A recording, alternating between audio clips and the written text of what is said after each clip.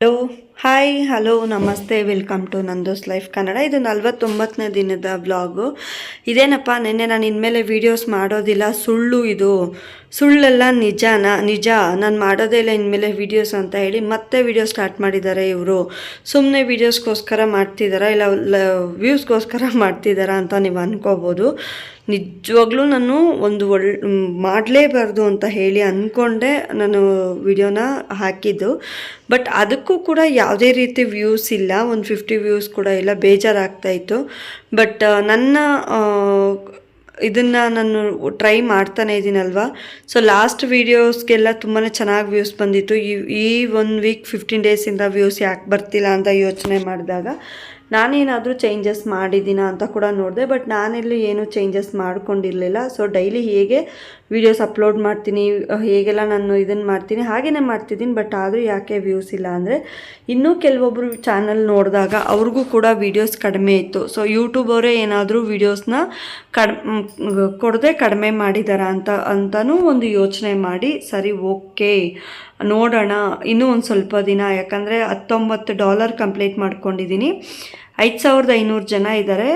ಆದರೂ ಪರವಾಗಿಲ್ಲ, ಯಾವುದಾದ್ರೂ ಒಂದು ವಿಡಿಯೋ ನನ್ನ ಲಕ್ಕನ್ನು ನಾನು ಚೇಂಜಸ್ ಮಾಡಿಕೊಡ್ಬೋದು. ನಾನು ಟ್ರೈ ಮಾಡೋದು ಮಾಡ್ತಾರೋಣ ಅಂತ ಹೇಳಿ ಸೊ ಮನಸ್ಸು ಚೇಂಜ್ ಮಾಡಿದೆ. ನಿನ್ನೆ ಒಂದು ವಿಡಿಯೋ ಹಾಕಿದ್ದೆ. ಯಾಕಂದರೆ ತುಂಬ ಜನ ಹೊಸ ಯೂಟ್ಯೂಬರ್ಸ್ಗಳಿಗೆ ನಾವು ಒಂದು ವಿಡಿಯೋಗೆ ಎಷ್ಟು ವಾಚ್ ಟೈಮ್ ಕಂಪ್ಲೀಟ್ ಆಗಿದೆ ಅನ್ನೋದು ಗೊತ್ತಾಗೋದಿಲ್ಲ. ಆ್ಯಂಡ್ ಇವಾಗ ಹೊಸ ಮೋನೋ ಆನ್ ಆಗಿರೋರಿಗೆ ಡಾಲರ್ ಎಲ್ಲಿ ಕಂಪ್ಲೀಟ್ ಆಗ್ತಾಯಿದೆ, ಯಾವ ವಿಡಿಯೋಗೆ ಎಷ್ಟು ಡಾಲರ್ ಬಂದಿದೆ ಅನ್ನೋದು ಕೂಡ ಗೊತ್ತಾಗ್ತಾ ಇಲ್ಲ. ಸೊ ಅದನ್ನು ನಾನು ವಿಡಿಯೋ ಮಾಡಿ ಹಾಕಿದ್ದೀನಿ ನಿನ್ನೆ ವಿಡಿಯೋದಲ್ಲಿ. ಸೊ ನಿನ್ನೆ ಡೈಲಿ ವ್ಲಾಗ್ ಕೂಡ ಇದೆ, ಈ ವಿಡಿಯೋ ಕೂಡ ಇದೆ. ಇವತ್ತಿನ ದಿನ ಕೂಡ 2 ವ್ಲಾಗ್ನ ನಾನು ಎರಡು ವಿಡಿಯೋನ ನಾನು ಅಪ್ಲೋಡ್ ಮಾಡ್ತಾಯಿದ್ದೀನಿ. ಒಂದು requested video, hair cut video. Hair cut ಮಾಡಿ ತೋರಿಸಿ ಮನೆಯಲ್ಲೇ, ಮನೆ ದೇವ್ರಿಗೆ ಹರಕೆ ಮಾಡಿ ಹೇರ್ ಕಟ್ ಮಾಡ್ಬೋದಾ ಅಂತ ಒಬ್ಬರು ನನಗೆ ಕಾಮೆಂಟ್ ಮಾಡಿದರು. ಸೊ ಅವ್ರಿಗೋಸ್ಕರ ಹೇರ್ ಕಟ್ ಮಾಡಿರೋದು ಒಂದು ವಿಡಿಯೋ, ಅಂದರೆ 2 ಥರ ಮಾಡಿದ್ದೀನಿ ಹೇರ್ ಕಟ್ನ. ಸೊ ಅದನ್ನು ನಾನು ನಿಮಗೆ ತೋರಿಸಿದ್ದೀನಿ. ಆ್ಯಂಡ್ ಶುಕ್ರವಾರ ಬೆಳಗ್ಗೆ ಬೇಗನೆ ಇದ್ದೆ, ಸ್ವಲ್ಪ ಲೇಟಾಗಿದ್ದೆ. ಅಂದರೆ 3 ಗಂಟೆಗೆ ಗುರುವಾರ ಇದ್ದಿದ್ದೆ. ಶುಕ್ರವಾರ ನಾನು ಒಂದು 4:15ಗೆ ಎದ್ದು ಮನೆ ಬಾಗಿಲೆಲ್ಲ ಫಸ್ಟ್ ಪಾತ್ರೆ ಉಜ್ಜಿ ಕಸ ಗುಡಿಸಿ ಒರೆಸಿ ಸ್ನಾನ ಮಾಡಿ ದೇವ್ರಿಗೆ ದೀಪ ಎಲ್ಲ ಹಚ್ಚಿಬಿಟ್ಟು 2ನೇ ದಿನದ ಮುಡುಪು ಕಟ್ಟಿದ್ದೆ ನಾನು ರಾಘವೇಂದ್ರ ಸ್ವಾಮಿಗೆ. ಸೊ 2ನೇ ದಿನದ ಮುಡುಪು ಕಟ್ಬಿಟ್ಟು ಮತ್ತೆ ಹೋಟೆಲ್ ಕೆಲಸಕ್ಕೆ ಅಂತ ಹೇಳಿ ಸ್ಟಾರ್ಟ್ ಮಾಡಿದ್ದು. ಸ್ವಲ್ಪ ಹಸಿಮೆಣ್ಸಿನ್ಕಾಯಿ ಬೇಕಾಗಿತ್ತು, ಹಸಿಮೆಣ್ಸಿನ್ಕಾಯಿ ಬಿಡಿಸ್ಕೊಂಡು ಎಲ್ಲ ಒಂದೊಂದೇ ಸ್ಟಾರ್ಟ್ ಮಾಡಿದೆ. ಸೊ ಚಟ್ನಿ ಎಲ್ಲ ರುಬ್ಕೊಂಡು ಹೋಟೆಲ್ ಸ್ವಲ್ಪ ಸಾಮಾನೆಲ್ಲ ಹಾಗೆ ಇತ್ತು. ಸೊ ನಾನೇನು ಮಾಡಿದೆ ಅಂದರೆ, ಒಳಗಡೆ ಹೋಗಿ ಟೀ ಇಟ್ಕೊಂಡೆ. ನನ್ನ ನಾದಿನಿ ಬಂದರು, ಅವ್ರಿಗೆ ಕಾಫಿ ಕೊಟ್ಟೆ. ನನ್ನ ಚಿಕ್ಕ ಮಗಳು ಬಂದಳು, ಅವಳ ಜೊತೆ ಸ್ವಲ್ಪ ಹೊತ್ತು ಮಾತಾಡಿಕೊಂಡು ಸಣ್ಣ ಪುಟ್ಟದೆಲ್ಲ ಕೆಲಸ ಸ್ಟಾರ್ಟ್ ಮಾಡಿದ್ದೀನಿ. ಸೊ ಇನ್ನು ಯಾರೆಲ್ಲ ನನ್ನ ಚಾನಲ್ನ ಸಬ್ಸ್ಕ್ರೈಬ್ ಮಾಡ್ಕೊಂಡಿಲ್ಲ ದಯವಿಟ್ಟು ಸಬ್ಸ್ಕ್ರೈಬ್ ಮಾಡ್ಕೊಳ್ಳಿ. ಹಾಗೆ ಪಕ್ಕದಲ್ಲಿ ಬೆಲ್ ಬಟನ್ನ ಕ್ಲಿಕ್ ಮಾಡಿ ನಾನು ಹಾಕೋಂಥ ವೀಡಿಯೋಸ್ ನಿಮಗೆ ಬರುತ್ತೆ. ಹಾಗೆ ಲೈಕ್ ಮಾಡೋದನ್ನ ಮರಿಬೇಡಿ. ನೀವು ಮಾಡೋ ಲೈಕ್ ನಂಗೆ ಹೊಸ ವೀಡಿಯೋಸ್ ಮಾಡೋದಕ್ಕೆ ಮೋಟಿವೇಶನ್ ಸಿಕ್ದಂಗೆ ಆಗುತ್ತೆ. ದಯವಿಟ್ಟು ಪೂರ್ತಿ ವೀಡಿಯೋಸ್ನ ನೋಡಿ ಸಪೋರ್ಟ್ ಮಾಡಿ. ಸೊ ಆಲ್ರೆಡಿ ನಾನು ಸುಮಾರು ದಿನದಿಂದ ಹೇಳ್ಕೊಬರ್ತಾ ಇದ್ದೀನಿ. ರೀಸನ್ ಏನು, ನಾನು ವೀಡಿಯೋಸ್ ಮಾಡ್ತಾ ಇರೋದ್ರಿಂದ ಮಗಳ ಎಜುಕೇಷನ್ಗೆ ಅಂತ. ಸೊ ಅವಳ ಒಂದು ಸ್ಕೂಲ್ ಫೀಸ್ಗೆ ಕೂಡ ಡೇಟ್ ಹತ್ರ ಬಂತು, ಒಂದು ಸ್ಕೂಲ್ ಕೂಡ ಸ್ಟಾರ್ಟ್ ಆಯಿತು. ಬಟ್ ನನ್ನ ವೀಡಿಯೋಸಿಂದ ಯಾವುದೇ ರೀತಿ ಅರ್ನಿಂಗ್ಸ್ ಇಲ್ಲ ಯೂಟ್ಯೂಬಿಂದ. ಹಾಗೆ ₹1 ಕೂಡ ನನಗೆ ಇದರಲ್ಲಿ ಏನು ಬರ್ತಾ ಇಲ್ಲ. ಆ್ಯಂಡ್ ಪ್ರಮೋಷನ್ ವೀಡಿಯೋಸ್ ಕೂಡ ಯಾವುದೂ ಇಲ್ಲ. ಸೊ ಇವೆರಡೂ ಇಲ್ಲದೆ ₹1 ಅರ್ನಿಂಗ್ ಇಲ್ಲದೆ ಸುಮ್ಮನೆ ವೀಡಿಯೋಸ್ನ ಮಾಡಿ ಹಾಕ್ತಾ ಇದ್ದೀನಿ. ಅಷ್ಟೇ ನಾನು ಯೂಟ್ಯೂಬಲ್ಲಿ ಮಾಡ್ತಾ ಇರೋದು, ಬೇರೆ ಏನೂ ಮಾಡ್ತಾಯಿಲ್ಲ. ಸೊ ನನ್ನ ತಂಗಿ ಮಗಳು ಬಂದಳು, ಅವಳು ಬಂದಿದ್ದೆ ಫೋನ್ ಕಿತ್ಕೋತಾಳೆ ಈ ನಡುವೆ. ಸೊ ಮತ್ತೆ ಆನ್ ಮಾಡಿಬಿಟ್ಟು ಅವಳಿಗೆ ಹೇಳ್ದೆ, ಸುಮ್ಮನೆ ನೋಡ್ತಾ ಇದ್ಲು. ಬಾಯಿಲೇನೋ ಮಾಡೋಣ, ಟೀ ಮಾಡೋಣ ಅಂದರೆ ಅವಳು ಒಪ್ಪಲೇ ಇಲ್ಲ. ಸೊ ಅಳೋದಕ್ಕೆ ಅಂತ ಸ್ಟಾರ್ಟ್ ಮಾಡಿದ್ಲು. ಮತ್ತೆ ಬಿಟ್ಬಿಟ್ಟು ಅವಳಿಗೆ ಫೋನ್ ಕೊಟ್ಟು ನಾನು ಕಳಿಸ್ಬಿಟ್ಟೆ. ಅವಳು ಓದ್ಲು, ಫೋನ್ ಎತ್ಕೊಂಡು ಆಫ್ ಮಾಡಿಬಿಟ್ಟು. ನಾನು ಆಮೇಲೆ ಟೀ ಎಲ್ಲ ಬಗ್ಗಿಸ್ಕೊಂಡೆ. ನನ್ನ ಮಗಳು ಬಂದು ಬೆಂಡೆಕಾಯಿ ಕಟ್ ಮಾಡ್ತಾಯಿದ್ರು ಅಮ್ಮ. ಅದನ್ನು ನಾವು ಆಗ ಚಿಕ್ಕ ಹುಡುಗರಲ್ಲಿ ಮೂತಿಗೆಲ್ಲ ಇದು ಮಾಡ್ಕೊಂಡು ಮಾಡ್ತಿದ್ವಲ್ಲ, ಆ ಥರ ಮಾಡ್ತಾಯಿದ್ಲು. ಸೊ ಒಂಥರ ನೋಡೋಕ್ಕೆ ಖುಷಿ ಅದನ್ನೆಲ್ಲ ಮಕ್ಕಳು ಮಾಡಿದ್ರೆ. ಈಗ ಬೆಂಡೆಕಾಯಿ ಮಸಾಲೆ ಇಡೋಣ ಅಂತ ಹೇಳಿಬಿಟ್ಟು ಟೊಮೆಟೊ, ಈರುಳ್ಳಿ, ಬೆಳ್ಳುಳ್ಳಿ, ಸ್ವಲ್ಪ ಹಸಿಮೆಣ್ಸಿನ್ಕಾಯಿ ಎಲ್ಲದನ್ನು ಹಾಕ್ಬಿಟ್ಟು, ಕೊಬ್ಬರಿ ಇರಲಿಲ್ಲ, ಸ್ವಲ್ಪ ಚಕ್ಕೆ ಲವಂಗ, ಪುದೀನ, ಕೊತ್ತಂಬರಿ, ಹಸಿಮೆಣ್ಸಿನ್ಕಾಯಿ ಎಲ್ಲನೂ ಹಾಕ್ಬಿಟ್ಟು ಚಕ್ಕೆ ಲವಂಗ ಹಾಕ್ಬಿಟ್ಟು ಫ್ರೈ ಮಾಡಿಕೊಂಡೆ. ಒಂದು ಸೈಡಲ್ಲಿ ಅಕ್ಕಿ ಇಟ್ಟೆ, ಅದ್ರ ಪಾಡ್ಗೆ ಅದಾಗುತ್ತೆ ಅಂತ ಹೇಳಿ. ಸೊ ಎಲ್ಲ ಆಗಿತ್ತು. ಆಲೂಗಡ್ಡೆ ಎಲ್ಲ ಕಟ್ ಮಾಡಿಕೊಂಡೆ. ಅನ್ನ ಕೂಡ ಬೇಯ್ತಾ ಇತ್ತು. ಸಣ್ಣ ಪುಟ್ಟ ಇದು ಮಾಡಿಬಿಟ್ಟು ಸ್ವಲ್ಪ ಆಚೆ ಪಾತ್ರೆ ಎಲ್ಲ ಉಜ್ಜಿಬಿಟ್ಟಿದೆ. ಬಟ್ಟೆ ವಾಶ್ ಮಾಡೋಣ ಅಂದ್ಕೊಂಡೆ. ಅಡುಗೆ ಗಿಡಷ್ಟೊಳಗೇ 2:30 ಆಗಿತ್ತು. ಸೊ ಮಿಕ್ಸಿ ಇರಲಿಲ್ಲ. ಚಿಕ್ಕಮ್ಮನ ಮನೆಯಿಂದ ಮಿಕ್ಸಿ ತರಿಸಿ ಮಿಕ್ಸಿಗೆ ಹಾಕ್ಕೊಂಡು ನಾನು ಅಡುಗೆ ಮಾಡಿ ಊಟ ತಿನ್ನೋಷ್ಟೊಳಗೆ 3:45 4 ಗಂಟೆ. ಸೊ 4 ಗಂಟೆ ಮೇಲೆ ಊಟ ಎಲ್ಲ ತಿನ್ಬಿಟ್ಟು ಬಂದು ರೂಮ್ ಕ್ಲೀನ್ ಮಾಡಿ ಗ್ಯಾಸ್ ಎಲ್ಲ ತುಂಬ ಎಣ್ಣೆ ಬಿದ್ದು ಗಲೀಜಾಗಿತ್ತು. ಅದನ್ನೆಲ್ಲ ಸೋಪ್ ಹಾಕಿ ನೀಟಾಗಿ ಒರೆಸಿದ ಆದಮೇಲೆ ಬಟ್ಟೆ ಒಗೆಯೋಣ ಅಂದ್ಕೊಂಡೆ. ಮುಸುರೆ ಬಟ್ಟೆ ಎಲ್ಲ ಒಗೆದೆ. ಅದ್ರ ಮೇಲೆ ನಾನು ಮತ್ತೆ ಮಾಡೋಕ್ಕಾಗಿರಲಿಲ್ಲ, ಬಟ್ಟೆ ಏನೂ ಒಗಿಲಿಲ್ಲ. ಸೊ ಮತ್ತೆ ಸಂಜೆ ದೀಪ ಹಚ್ಬಿಟ್ಟು ಅನ್ನ ಮಾಡಿ ಮುದ್ದೆ ಮಾಡಿ ಅದೇ ಸಾರು ಬಿಸಿ ಇಟ್ಕೊಂಡೆ. ಇವತ್ತಿನ ಬ್ಲಾಗ್ ಇಷ್ಟೇ. ಸೊ ದಯವಿಟ್ಟು ಪೂರ್ತಿ ವೀಡಿಯೋಸ್ನ ನೋಡಿ ನನಗೆ ಸಪೋರ್ಟ್ ಮಾಡಿ. ಬೇರೆ ಏನು ಹೇಳೋದಕ್ಕೆ ನನಗೂ ಏನೂ ಸಿಗ್ತಾನೂ ಇಲ್ಲ. ಆ್ಯಂಡ್ ಮಕ್ಕಳಾಗಿದ್ರೇ ಚೆನ್ನಾಗಿರುತ್ತೆ ಅಂತ ಒಂದು ನನಗೆ ಅನ್ನಿಸ್ತು. ಯಾಕೆ ನನಗೆ ಈ ಮಾತು ಅನ್ನಿಸ್ತು ಅಂದರೆ, ಮಕ್ಕಳಾಗಿರ್ಬೇಕಾದ್ರೆ ಯಾವುದೇ ರಿಸ್ಟ್ರಿಕ್ಷನ್ಸ್ ಇರೋದಿಲ್ಲ, ಯೋಚನೆ ಇರೋದಿಲ್ಲ. ಸೊ ಯಾರೋ ಅಡುಗೆ ಮಾಡಿಕೊಡ್ತಾರೆ, ತಿಂತೀವಿ, ಆಟ ಆಡ್ತೀವಿ. ಆ್ಯಂಡ್ ಯಾವುದೇ ರೀತಿ ನಮಗೆ ಜವಾಬ್ದಾರಿ ಅನ್ನೋದು ಆ ವಯಸ್ಸಲ್ಲಿ ನಮಗೆ ತಿಳಿದಿರೋದಿಲ್ಲ. ಸೊ ದೊಡ್ಡವ್ರು ಆಗ್ತಾ ಆಗ್ತಾ ಆಗ್ತಾ ನಮಗೆ ಜವಾಬ್ದಾರಿ ಅನ್ನೋದು ನಮ್ಮ ತಲೆ ಮೇಲೆ ಆಟೋಮೆಟಿಕ್ಕಾಗಿ ಬಂದುಬಿಡುತ್ತೆ. ಆವಾಗ ನಾವು ನೆಮ್ಮದಿಯಾಗಿ ಒಂದು ಜಾಗದಲ್ಲಿ ಕೂತ್ಕೊಂಡು ಊಟ ಕೂಡ ತಿನ್ನೋಕ್ಕಾಗೋದಿಲ್ಲ. ಸೊ ಅದಕ್ಕೆ ನನಗನ್ಸಿದ್ದೇನೆಂದರೆ, ನನ್ನ ಮಗಳನ್ನ, ನನ್ನ ತಂಗಿ ಮಕ್ಕಳನ್ನೆಲ್ಲ ನೋಡ್ತಾ ಇರಬೇಕಾದ್ರೆ ಎಷ್ಟು ಪೀಸ್ಫುಲ್ಲಾಗಿ ಆಟ ಆಡ್ತಾ ಇದ್ದಾರೆ. ಇವ್ರ ಮನ್ಸುಗಳಲ್ಲಾಗಿರ್ಬೋದು ಯಾವುದೇ ರೀತಿ ಕಲ್ಮಶ ಇರೋದಿಲ್ಲ, ಮನಸ್ಸು ಶುದ್ಧವಾಗಿರುತ್ತೆ. ಸೊ ಅವ್ರ ಮಾತು ಕೂಡ ಕ್ಯೂಟಾಗಿರುತ್ತೆ. ಸೊ ನಾವು ಹಾಗೆ ಚಿಕ್ಕವರಾಗೆ ಇದ್ದುಬಿಡೋಣ, ಹಂಗೆ ಇದ್ದರೆ ಚೆನ್ನಾಗಿರುತ್ತೆ, ಏನಕ್ಕಾದರೂ ನಾವು ದೊಡ್ಡವರಾಗ್ತೀವೋ ಅಂತ ಹೇಳಿ ನನಗೆ ಅದು ತುಂಬಾ ಅನಿಸುತ್ತೆ. ಅದು ಕಾಡೋಕ್ಕೆ ಕೂಡ ಸ್ಟಾರ್ಟ್ ಆಗುತ್ತೆ ಆವಾಗ. ಯಾಕಂದರೆ ಅಪ್ಪ ಅಮ್ಮ ಪ್ರೀತಿ ಮಾಡ್ತಾ ಇರ್ತಾರೆ, ಜವಾಬ್ದಾರಿ ಇರೋದಿಲ್ಲ, ಎಲ್ಲರ ಜೊತೆನೂ ಕಾಮಾಗಿರ್ತೀವಿ, ಎಲ್ಲರನ್ನೂ ಚೆನ್ನಾಗಿ ಮಾತಾಡಿಸ್ಕೊಂಡು. ನಮ್ಮನೆ ಅಪ್ಪ ಅಮ್ಮನಿಗೆ ಶತ್ರು ಅಂದವ್ರು ಕೂಡ ನಮ್ಮ ಜೊತೆ ಚೆನ್ನಾಗೇ ಇರ್ತಾರೆ. ನಮ್ಮ ಮಕ್ಕಳು ಅಂತ ಹೇಳಿ ಇದು ಮಾಡ್ತಾರೆ, ಮುದ್ದು ಮಾಡ್ತಾರೆ. ಸೊ ಆ ಪ್ರೀತಿನ ನಾವು ಈಗ ನೋಡೋಕ್ಕೆ ಕೂಡ ಆಗೋದಿಲ್ಲ. ಸೊ ಒಂದು ಅವ್ರನ್ನ ಕಳ್ಕೊಂಡಿರ್ತೀವಿ, ಇನ್ನೊಂದು ಅವರು ದೊಡ್ಡವ್ರನ್ನ ವೈಷಮ್ಯದಿಂದ ನಮ್ಮ ಜೊತೆ ಮಾತಾಡೋದು ಬಿಟ್ಬಿಟ್ಟಿರ್ತಾರೆ. ಆ್ಯಂಡ್ ನಮ್ಮ ಜೊತೆ ಮಾತಾಡಿದ್ರೆ ಅವ್ರು ಏನು ಅನ್ಕೊತಾರೋ ಅಂತ ಹೇಳಿ ಅದನ್ನು ನಮ್ಮನ್ನು ಅವಾಯ್ಡ್ ಮಾಡ್ತಾ ಇರ್ತಾರೆ. ಸೊ ಇದೆಲ್ಲ ಆಗ್ತಾ ಇರುತ್ತೆ. ಆಗ ಮನ್ಸಿಗೆ ತುಂಬ ಬೇಜಾರಾಗುತ್ತೆ, ಸಂಕಟ ಕೂಡ ಆಗುತ್ತೆ. ನನಗಂತೂ ತುಂಬ ಸಂಕಟ ಆಗುತ್ತೆ ಒಂದೊಂದು ಟೈಮ್ ನೆನೆಸ್ಕೊಂಬಿಟ್ರೆ.